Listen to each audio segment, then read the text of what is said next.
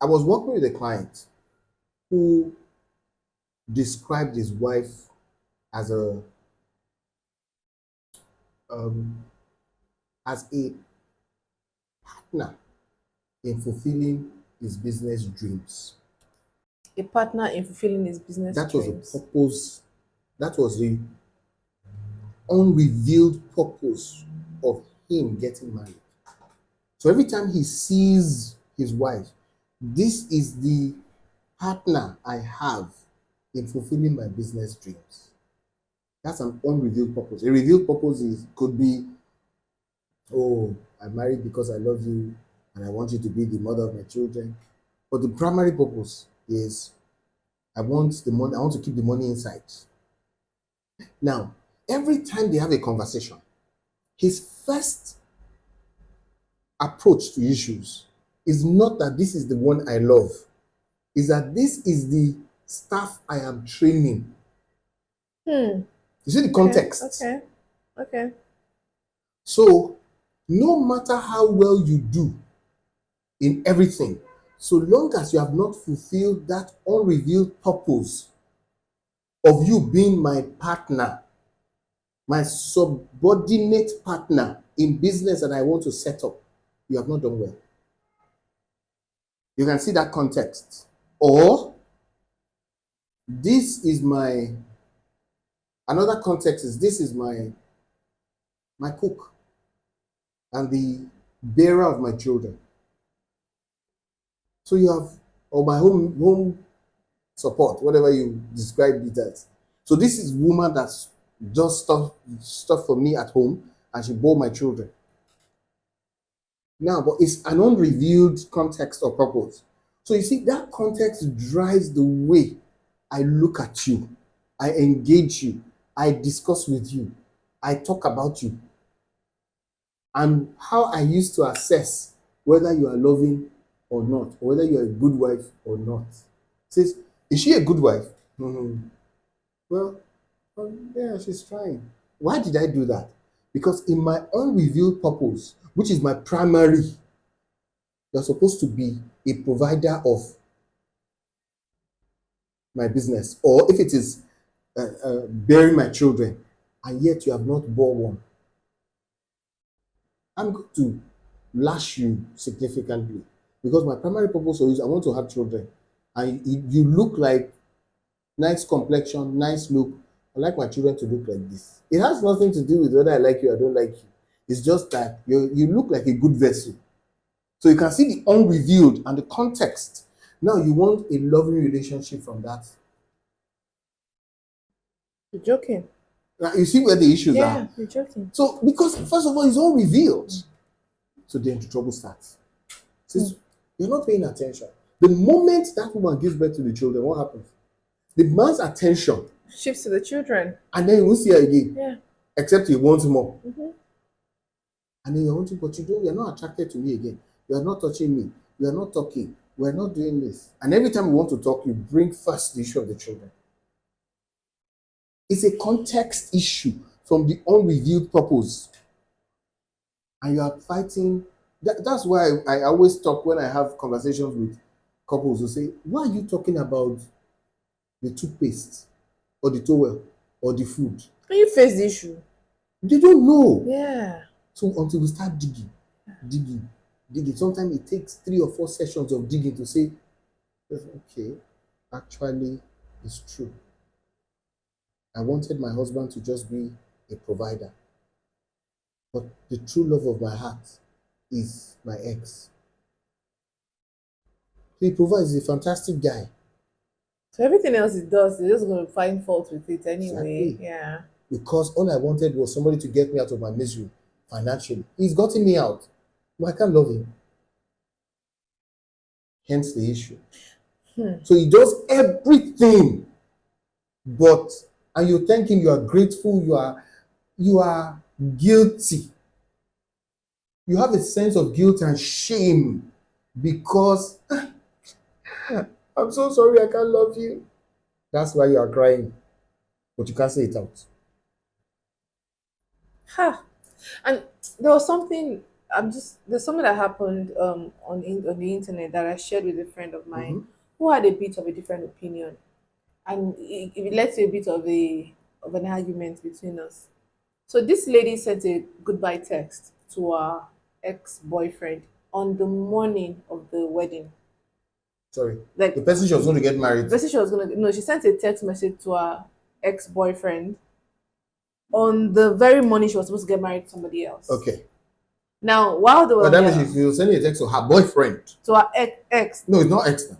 It's her boyfriend. But she had not broken up with him until the morning of the wedding. she had broken up. Oh, okay. She had broken up. But now I'm saying I'm getting married though. Okay. Bye bye. She said Okay. it was a goodbye text. Well, we didn't really get the full concept of what the message entailed, Mhm. but she said it was a goodbye text. Mm-hmm. Now the husband found out during their honeymoon, like, why are you sending goodbye text to your ex on the morning of our wedding? Like, I've been dating you. I proposed, you said yes. Now we're about to get married. That morning you're sending goodbye text. For what reason exactly? Mm. And she say, I don't understand why you're upset. Though. It's just a goodbye text. I didn't say I wanted him back. I'm saying it's just goodbye. And I had a conversation with another friend of mine who said that that's how women are. Women like to pepper somebody, I'm getting married, oh, bye. Maybe you thought I would not marry, I'm marrying somebody else. And I felt it was deeper than that. Mm. My opinion. You waited till the morning of the wedding to say bye bye. Bye bye as in what?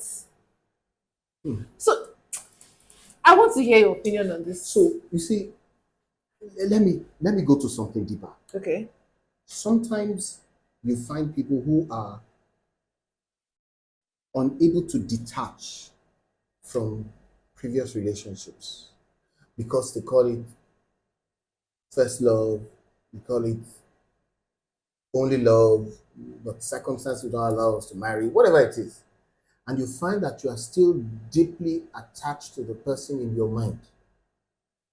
Whatever love you call it, puppy love, whatever, popcorn, but you love that person. Well, let me not call it love. You are still deeply connected to that person. But the relationship is not possible.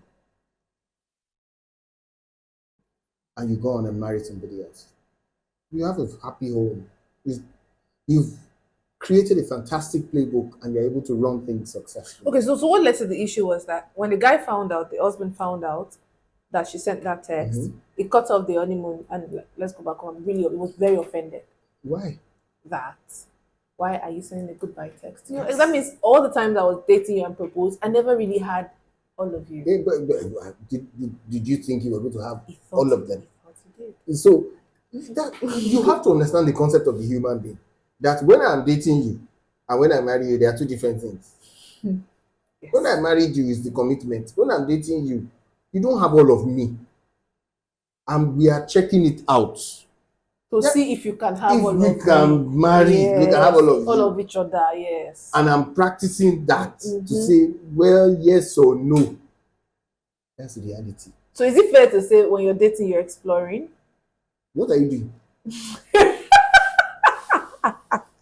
If the guy asked you, he asked you, will you marry me tomorrow? Why is the guy in anxiety of not being sure whether you will say yes or no? Why do you have some what do you call that, public proposal, marriage proposals that are done in public? Yes. Go sour because the girl says, no, I'm not ready. So what was she doing? Or even the guy says, why are you not proposing? The girl says, why are you not proposing to me? Like, I'm not ready. I'm not ready. Or maybe you're not even the person. And also, what both of you do? You are exploring. Yeah. Many times you don't want to admit it. But that's the truth. Otherwise, when you met the person, why didn't you marry immediately? You were exploring. Oh my God. You're exploring. Yeah. So now you have proposed. I'm not sure of you now. Me too, you are not sure of me. But we are making commitment. Then I gave you a ring. It's okay. He has given me a ring. Why is there so much excitement around the ring? Then the ring then goes into formality and then we marry. It is in the marriage context that we then say, oh, this. But so long as we have not married, there are no guarantees. I'm not. So when, let me put another dimension to it. And the guy says, oh, was she cheating when we were dating?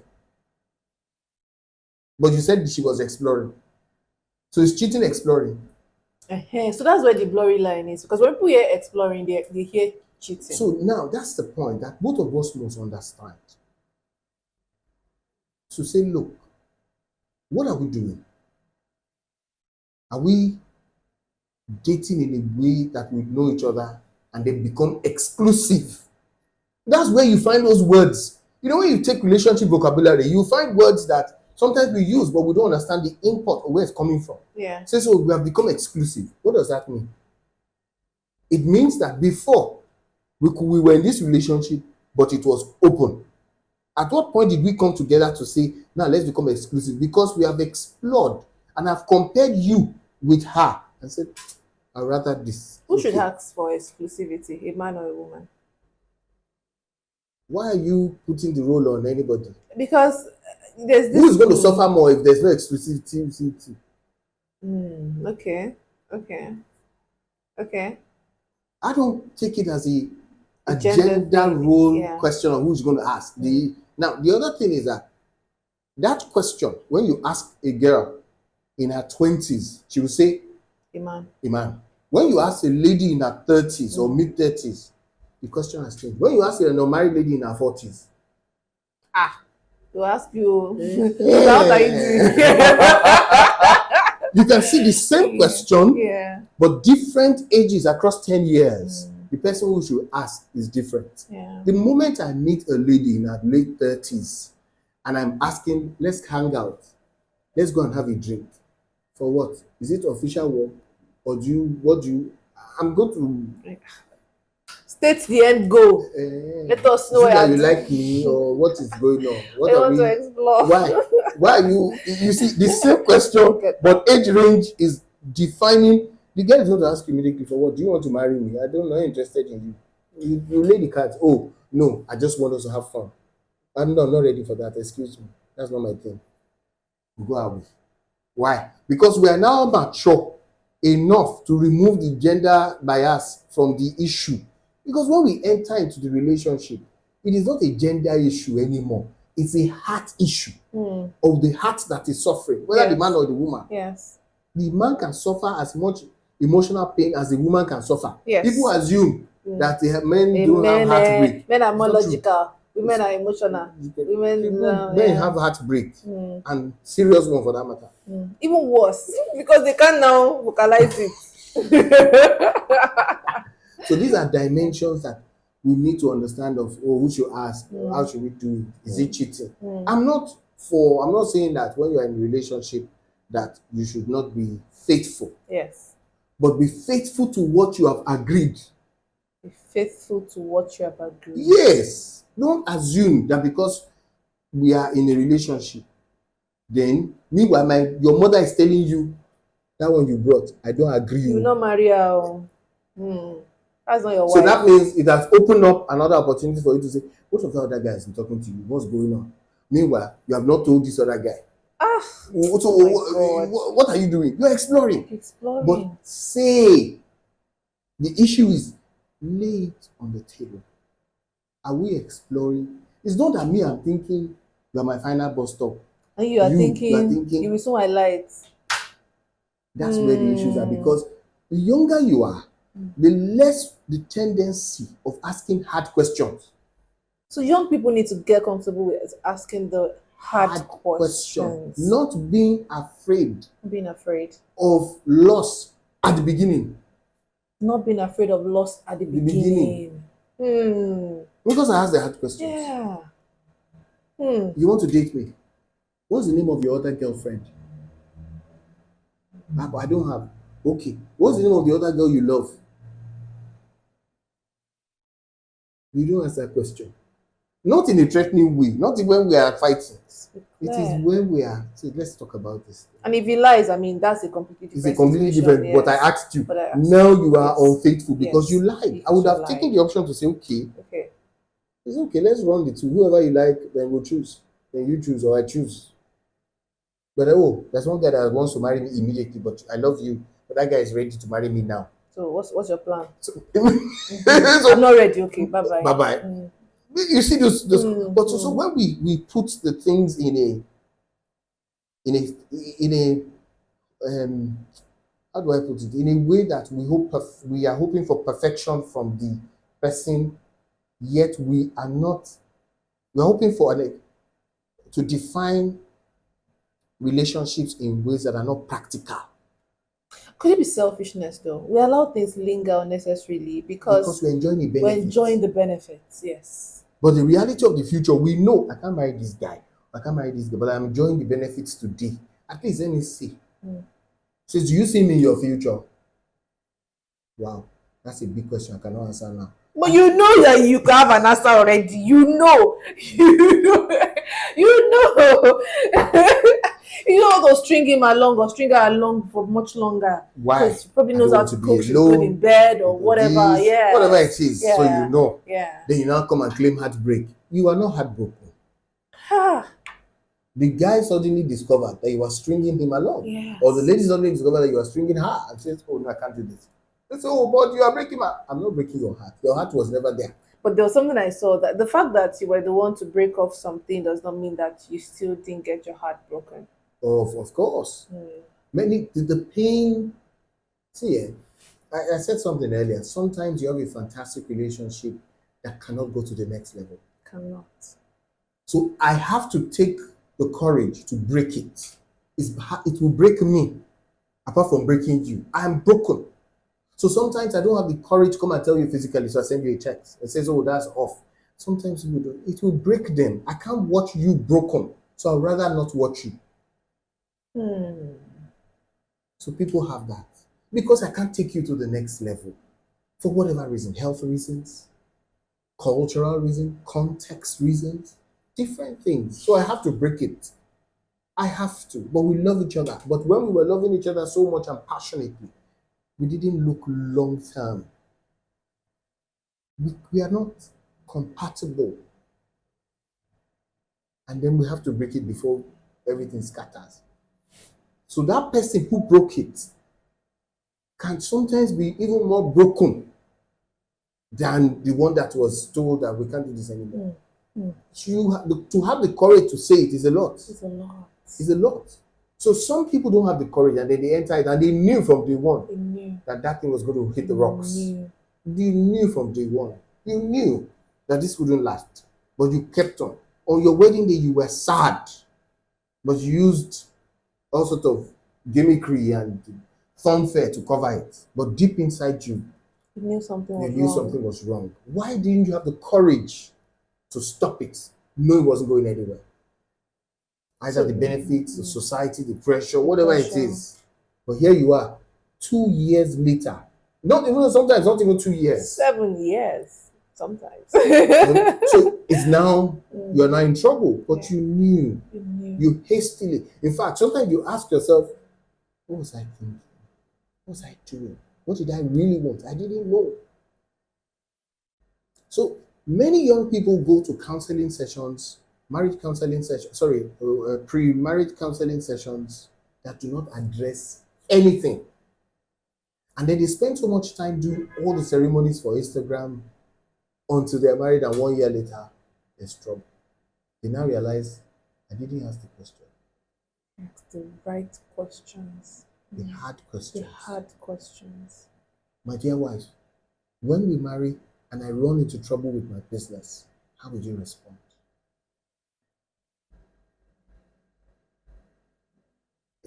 It's a very important question. Life will come with its challenges. What will you do? Just, I'll pack my load and go. Because people even joke with things like that. They will say, for better, for stay, for worse, for run. I've heard it a lot of times. So it's a joke. You were not joking. That came from somewhere. So where did it come from? Mm. But we have never had the conversation. Yeah. Then my business ran into some challenges. Or I lost my job. Then what happens? Now unleash hell. Now see what you married. You unleash hell on me because you didn't have that conversation. You say, she's a bad person. She's not a bad person. You didn't have that conversation. That is her natural habitat. If you go down, I will deal with you. You assume. You assume. You assume. Say, no. But is the person not a Christian? Is the person not this? The problem is that you don't know that the Bible the person is reading is the Bible that she saw of her mother who went through the same and went through hell. She will not stay with you. I'm not staying. I mean, the influencers nowadays that tell girls that did you not see how your mother suffered? You want to suffer too. So that's the Bible she's reading. Yeah. Then you didn't ask the question. You did not. You sit down. Someone says, well, what questions do you have when you guys were having it? We watched Game of Thrones together. Or we watched Game of and all the movies. We went to here. In all those places you went to, I ate all the food. Didn't ask hard questions. Hard. There are questions you will ask. The person will quake. The person's heart will drop because they didn't see it coming. And so you can see the person may lie, but you see the person that you know that this person is lying. Let's leave it. We'll come back to it. The person may have not lied, but realize I've never really thought about this. So do you understand the full concept? Come back again and ask that question. Come back and ask. If we get married and we never are able to have children, what will you do? And until you're convinced of the response, don't go ahead. What will you do? Don't do it. No, children is my life. Okay. You have your answer. Hey, what do we want to manage? I say, don't worry, we will. Man, there's a way we can do it, yes, or we do this, or we do that. Yes. Says, I don't want to go. But you already know this is a deal breaker for you, but you didn't have the conversation. Then inside, it is when we now married, now asking me, telling me it's a deal breaker. It's late. It's too late. That's the issue.